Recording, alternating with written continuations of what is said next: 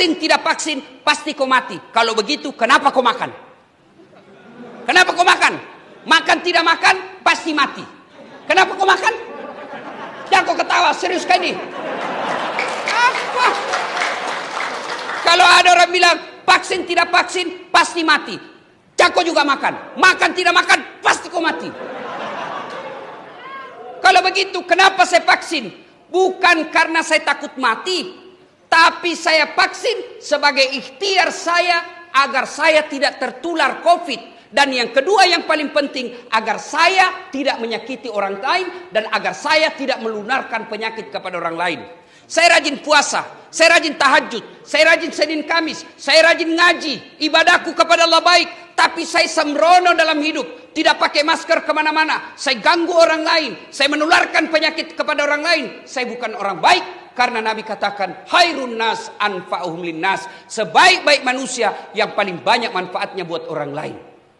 Maka nanti kalau sudah ada program vaksin di lapas ini, vaksin kita. Vaksin.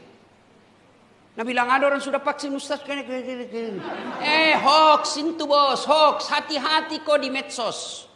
Tidak semua itu berita baik. Baru-baru kita dengar itu, kita lihat viral. Yang di Dayak apa di mana itu Sudiang. Kenapa mesti ditutup? Kita mesti berdoa. Kan itu ditulis di depannya. Setelah diklarifikasi, memang itu masjid ditutup dari pintu depan.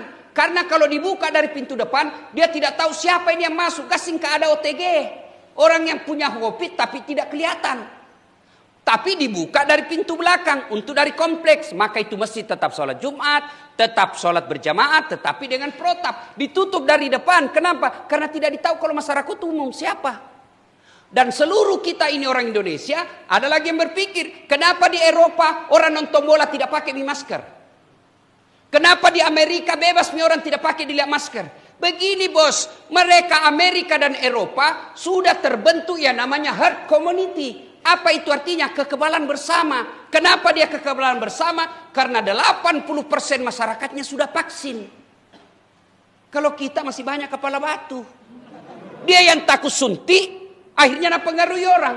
Sebenarnya banyak orang tidak mau vaksin bukan karena tidak percaya vaksin, karena takut dari suntik.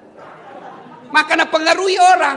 Kalau kau tidak mau vaksin, kau tidak percaya COVID, boleh, itu hakmu, dilindungi undang-undang. Tapi jangan kau keluar rumahmu. Karena kalau kau keluar dari rumahmu, kau berhubungan dengan hukum orang lain.